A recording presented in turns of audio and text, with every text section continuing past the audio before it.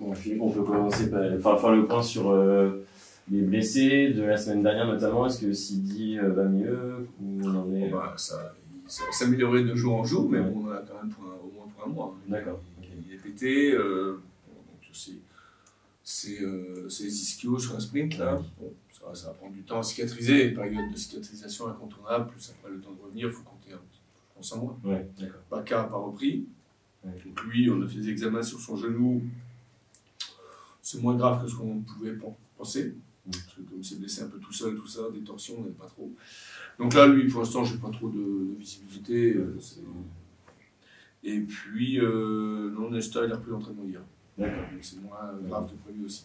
Ok, d'accord. Parce qu'il y a puis ensuite Célestin et Bessolo, tout ça, c'est encore... Célestin s'est opéré le 11. D'accord. Bessolo est rentré dans le groupe. Donc c'est disponible pour jouer ce week-end avec nous ou plutôt en réserve parce que comme il a fait un match encore depuis le début, ce serait bien qu'il commence par la réserve. D'accord. Okay. Mais il est aujourd'hui en pleine possession de ses moyens. D'accord. Okay. Et donc, comment vous abordez ce match contre Cholet, sachant que c'est 3e à domicile, que les 2 premiers se sont plutôt bien passés, mais voilà, il y avait toujours mieux à faire.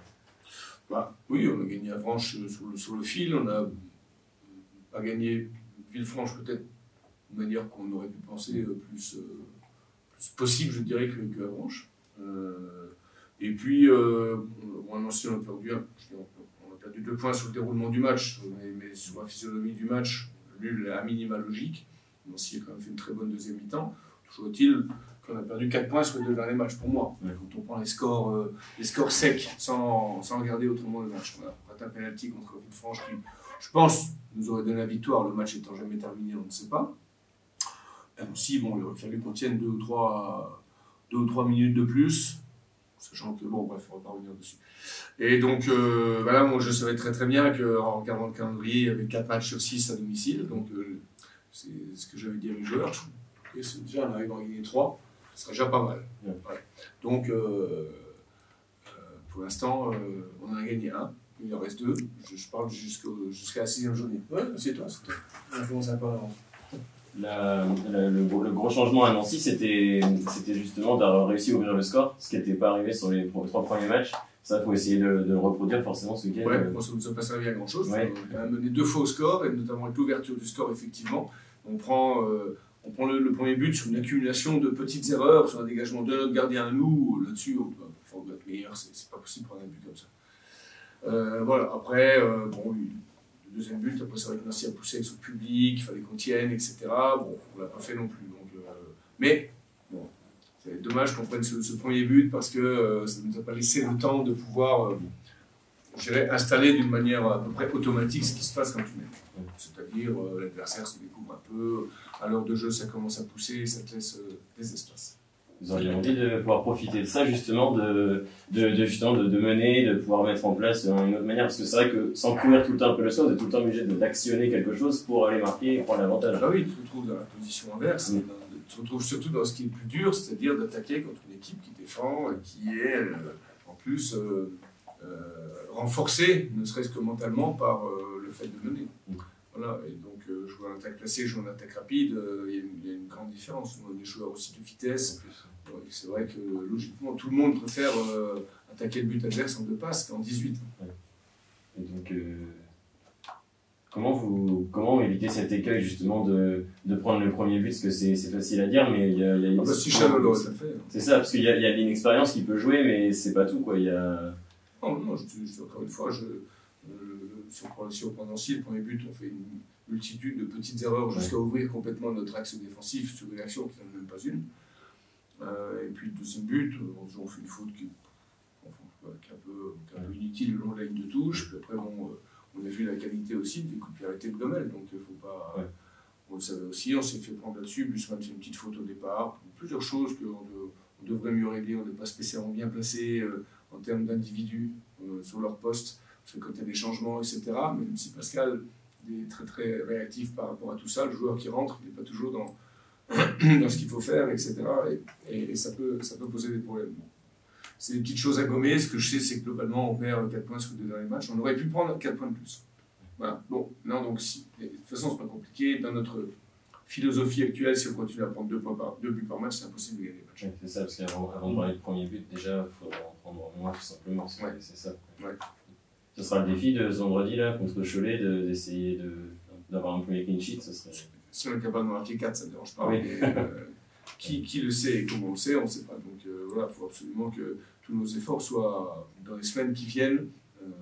De temps en temps, tu te mets des directions sur des phases comme ça de compétition. C'est bien clair que sur les 5-6 matchs qui viennent, on va dire jusqu'à la 10e journée, qu'on réduise le nombre de buts qu'on prend. Parce que là, on doit être déjà 16e ou 17e attaque, de défense, pardon, je ne sais pas. On a montré qu'on était capable de marquer des buts. Mais voilà, c'est pas tous les jours dimanche. Est-ce que vous avez travaillé à l'entraînement cette semaine? On travaille toujours un peu sur notre animation défensive, oui. Alors, bon, l'objectif, c'est de mettre les gens dans les meilleures dispositions, de trouver les meilleures associations. On est encore une jeune équipe dans le fonctionnement, ça fait 2 mois qu'on a repris, donc il y a pas mal de choses à faire. On a aussi des nouveaux joueurs qui nous ont rejoints, pardon. Donc il faut intégrer tout ça et il faut bien reconnaître qu'on a peut-être besoin d'un petit peu de temps, mais il ne faut pas en prendre trop. Il y aura un danger identifié en face, c'est Jarju qui a déjà mis 4 buts en 4 matchs. Comment vous fonctionnez face à des joueurs comme ça qui marquent beaucoup? Est-ce que vous êtes adepte du plan sur un joueur ou est-ce que vous décidez de pas trop en tenir compte? Tu sais, quand tu regardes les buts que Jarju il a mis, c'est un garçon qui se passe très très bien dans la phase de réparation, notamment dans toutes les phases de centre. Il sait se libérer de ses défenseurs bien mieux que nos attaquants le font actuellement. Parce que il a aussi 27-28 ans, enfin je ne connais pas vraiment son âge, mais dans ces eaux-là, ça fait quelques années qu'il joue en national. Bon, voilà, c'est des joueurs qui sont confirmés aujourd'hui. Tu ne peux pas mettre un plan. Je veux dire, globalement, dans le plan que tu peux mettre sur l'aspect défensif, ça va être par exemple quand un garçon comme Jarju, le toucher sur du gelon, tu vois, par exemple, avec des gens qui viennent tourner autour. Donc il faut juste alerter nos joueurs en leur montrant des images. Après, quand le gars il a une position de centre et que le mec il se déplace dans la surface, je veux dire, il n'y a pas de paramètre. Hein. Il y a juste à un moment donné à bien défendre, on va défendre. Et puis, c'est pas toujours facile parce que des fois, tu es obligé d'aller couper une trajectoire et de lâcher un peu ton marquage. Si tu le fais pas, peut-être le ballon va passer devant et puis c'est un autre qui va marquer. Donc, bon, il faut très vite analyser et très vite trouver la bonne parade. C'est pas évident. Mais c'est un garçon à surveiller en tout cas. Qu'est-ce que vous savez de cette équipe de Cholet? On l'a regardé, on a observé, on va présenter ça à nos joueurs. C'est une équipe qui est complète.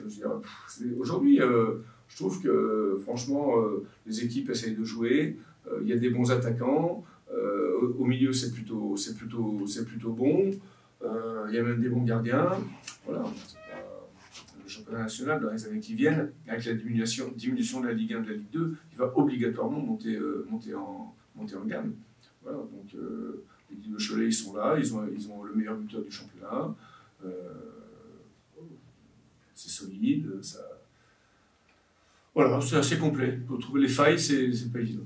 Des fois, en l'absence de maintenant avec le départ de Junior, comment vous voyez les choses? Est-ce que vous vous dites que vous devez réorganiser votre équipe parce que c'était quand même une source de danger majeur? Ou est-ce que vous dites qu'il y a dans l'effectif des joueurs qui peuvent remplir aussi son rôle? On a perdu vous savez, dans ces périodes-là, en général, les gens qui s'en vont ne sont pas ceux qui ne jouent pas. Donc c'est plutôt ceux qui jouent et ceux qui sont performants. Donc Junior, il a fait un très bon match contre Avranches, premier match, il a mis un but de passe décisif. Ces 2 matchs d'après ont été moins saignants, je dirais.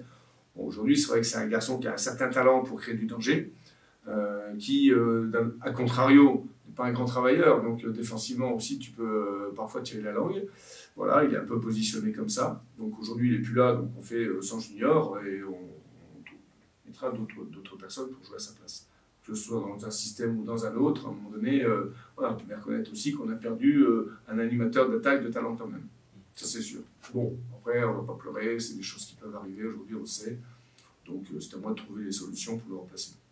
On a des joueurs pour jouer à son poste.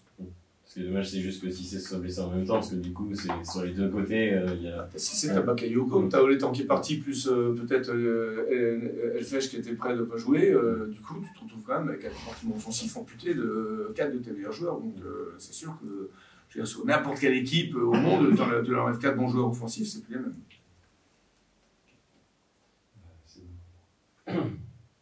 Moi, j'ai encore une question sur l'aspect défensif. Comment vous travaillez ça à l'entraînement? L'aspect défensif, oui. On met des situations en route à l'entraînement qui... Alors déjà, il y a une base. choses sont immuables, c'est-à-dire la proximité entre les joueurs, les lignes, etc. La couverture, comment on gère le jeu long, comment on gère les gens entre les lignes pour qu'on puisse le faire. Voilà, par rapport à l'organisation de l'adversaire aussi, vous avez des fois des adversaires qui jouent avec des pistons qui sont très très hauts, par exemple ça joue une défense à 3, des fois c'est 2 lignes, 2 attaquants, un attaquant on ne sait pas, donc on s'organise déjà par rapport à tout ça pour trouver la parade par rapport à notre adversaire, pour à minima contrer ses points forts. Ça c'est la première chose. Et puis la deuxième chose c'est justement l'entraînement, mettre des situations qu'on va retrouver le samedi, enfin le vendredi aujourd'hui. Le vendredi pour qu'on ne soit pas surpris, mais sur l'aspect offensif aussi. Voilà, mais par exemple, vous avez, je sais pas, j'ai n'importe quoi, vous avez un attaquant de 2 mètres qui entre dans la tête en face.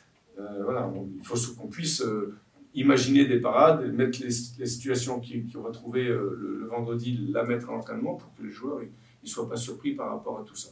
Et tout ça en respectant les bases du jeu défensif, c'est-à-dire comment on se replace.